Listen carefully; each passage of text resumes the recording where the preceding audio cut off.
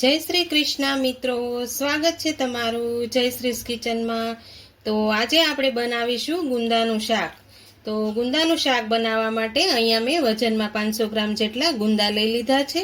એકદમ સાફ કરી લીધા છે અને આવા આપણે ગુંદાને એકદમ સરસ રીતે પસંદ કરવાના છે।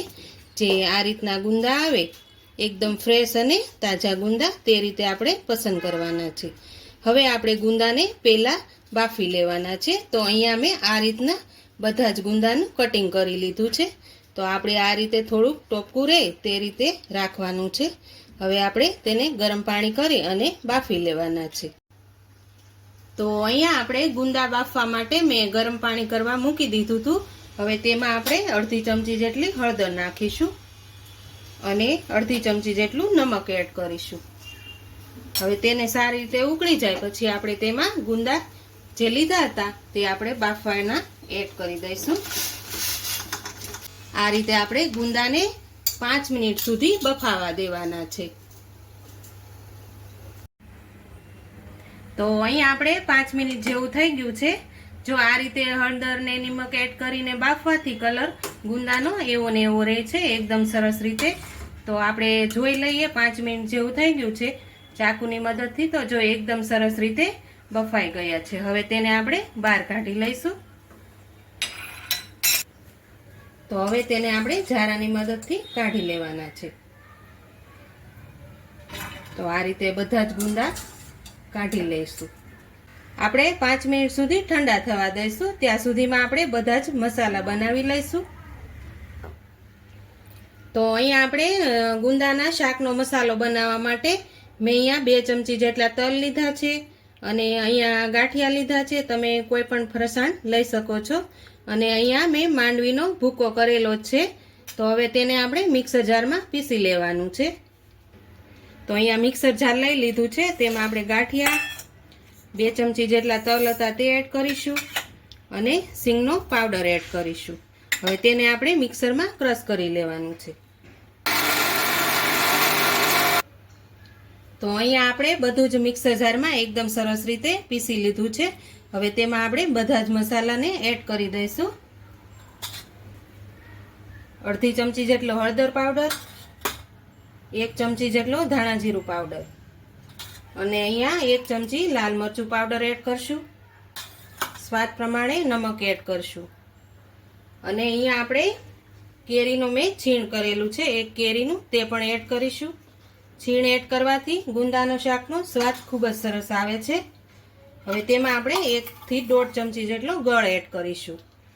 હવે આપણે તેમાં ગરમ મસાલો એડ કરવાનો છે, અડધી ચમચી જેટલો ગરમ મસાલો અને ઉપરથી લીલા ધાણા એડ કરશું। હવે તેમાં 1 મોટી ચમચી જેટલું તેલ એડ કરી દઈશું। તો હવે આપણે તેને બધા જ મસાલાને સારી રીતે મિક્સ કરી લેવાના છે। આપણે હાથેથી જ મિક્સ કરશું એટલે એકદમ સરસ રીતે મિક્સ થઈ જશે। તો આ રીતે તમે ગુંદાના શાકનો મસાલો બનાવશો ને તો ખૂબ જ સરસ ટેસ્ટ આવશે અને શાક પણ ખાવાની ખૂબ જ મજા આવે છે।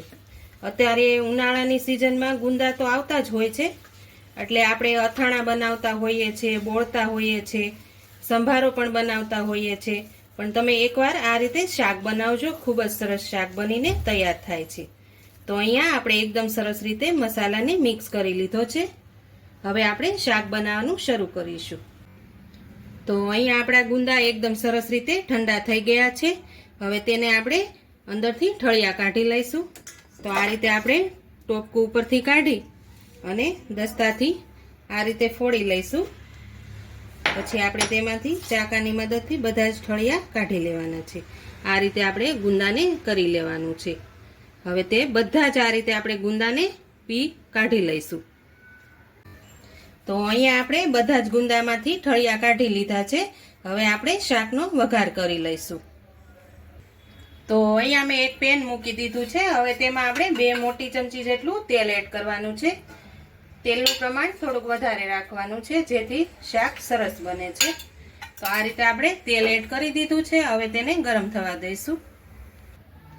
તો આપણું તેલ એકદમ સરસ ગરમ થઈ ગયું છે। હવે તેમાં આપણે રાઈ જીરું એડ કરી દઈશું। આ રીતે એકદમ સરસ રીતે ફૂટી જાય પછી આપણે એમાં થોડી હિંગ એડ કરીશું।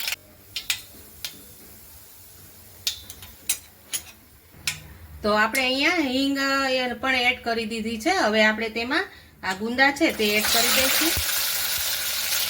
હવે તેને આપણે એકદમ સારી રીતે તેલમાં ચડવા દેવાના છે, પછી જ બધા મસાલા એડ કરવાના છે. આ રીતે આપણે તેલમાં 5 મિનિટ સુધી સાતળવા દઈશું. તો અહીંયા આપણે 5 મિનિટ જેવું થઈ ગયું છે અને એકદમ સરસ રીતે સતળાઈ પણ ગયા છે. હવે તેમાં આપણે મસાલા એડ કરી દઈશું. તો અહીંયા મેં આદુ, મરચાં અને લસણની પેસ્ટ બનાવી છે તે આપણે એડ કરી દઈશું. તેમાં અહીંયા 2 મીડિયમ સાઈઝના કાંદા અને 1 મીડિયમ સાઈઝનું ટમેટું તેની પણ પ્યુરી બનાવી લીધી હતી. હવે તે પણ એડ કરી દઈશું. હવે તેને સારી રીતે આપણે મિક્સ કરી લેવાનું છે. બધા જ મસાલા સારી રીતે મિક્સ થઈ જાય પછી આપણે ઉપરથી નમક એડ કરશું. અડધી ચમચી જેટલું નમક એડ કરી દઈશું. તો આ રીતે આપણે 2 થી 3 મિનિટ સુધી કાંદા અને ટમેટાની ગ્રેવીને સારી રીતે ચડવા દઈશું. તો અહીંયા 2 થી 3 મિનિટ સુધીમાં આપણા કાંદા અને ટમેટાની ગ્રેવી પણ એકદમ સરસ રીતે ચડી ગઈ છે. હવે જે આપણે આ મસાલો બનાવ્યો હતો તે આપણે આની અંદર એડ કરી દેવાનો છે. આ રીતે આપણે મસાલાને એકદમ સરસ રીતે ઉપરથી લેયર કરી દેવાનું છે.